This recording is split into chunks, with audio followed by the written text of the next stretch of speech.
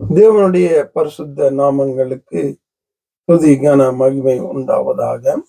ரட்சிப்பை குறித்து பார்த்து கொண்டு வருகிறோம். இயேசு இல்லாமல் ரட்சிப்பு இல்லை. இயேசுடைய இரத்தம் இல்லாமல் பாவ மன்னிப்பு இல்லை. உலகத்திலே எல்லாருக்கும் கொடுக்கப்பட்டிருக்கிற, ரட்சிக்கப்படுவதற்கு கொடுக்கப்பட்டிருக்க ஒரே ஒரு நாமம் இயேசு. அப்ப இந்த இயேசுவை நாங்க ஏற்றுக்கொள்ளும் போது, விசுவாசிக்கும் போது ரட்சிப்பு எங்களுக்கு வருகிறது.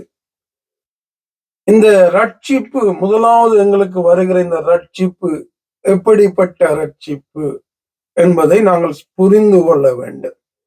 ஏன்னா இதை புரிந்து கொள்ளாம அநேகர் ஒரு தரம் ரட்சிக்கப்பட்டா அங்க பரலோகம் போயிடுவோம் என்று சொல்லி பிள்ளையான ஒரு ஒரு காரியத்தோடு விளக்கத்தோடு வாழ்ந்து கொண்டிருக்கிறாங்க.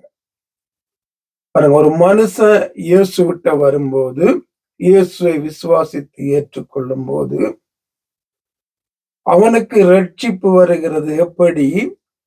அவன் இயேசுவிடம் வரும் வரைக்கும் அவனுடைய வாழ்க்கையில செய்த எல்லா பாவங்கள், அது எப்படிப்பட்டதான பாவங்களா இருந்தாலும், அவன் இயேசுவை முதலாவது சந்திக்கும் போது, ஏற்றுக்கொள்ளும் போது, அவன் கடந்த காலத்தில் செய்ததான, அதாவது அவன் இயேசு விட்ட வருகிற அந்த நாள் வரைக்கும் அவன் செய்ததான அவ்வளவு பாவங்களையும் அக்கிரமங்களையும் மீறுதல்களுக்கும் அவர் ஒரு கணக்கு கேட்காதபடி, விசாரிக்காதபடி அவ்வளத்தையும் அவர் மன்னித்து அந்த மனிதனை தன்னுடைய இரத்தத்தினால கழுவி புது சிருஷ்டியா மாற்றி அவனுக்கு பரிசுத்த ஆவியானவரை கொடுத்து தன் வார்த்தையாகிய வேதத்தின்படி அந்த பெற்றுக்கொண்ட அந்த ரட்சிப்பில நிலைத்திருக்க வேண்டும் என்று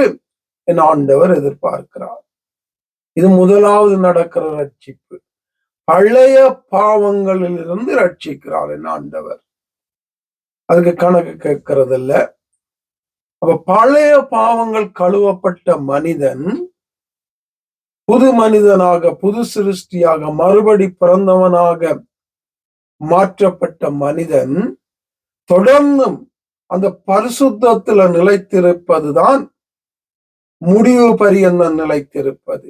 மத்தேயு 24 சொல்றாரு, முடிவு பரியந்தம் நிலைத்திருப்பவனே ரட்சிக்கப்படுவான்டா. என்ன, நாங்க மரிக்கும் வரை அல்லது என் ஆண்டவருடைய இயேசுடைய வருகை வருமானால் அந்த நாள் வரையிலும் அவர் தந்த அந்த ரட்சிப்பை காத்து கொண்டு, அந்த பரிசுத்தத்தை காத்து கொண்டு, அதிலே தினம் தினம் அவரை போல வாழுவது, மாறுவது, வேதத்தை தியானித்து உணர்வடைந்து வாழுவது, தினமும் பரிசுத்தத்துக்கு முக்கியத்துவம் கொடுக்கிறது, தேவனுடைய வார்த்தைக்கு முக்கியத்துவம் கொடுத்து அதன்படி செய்வதுதான் முடிவு பரியந்தம் நிலை நிற்பது.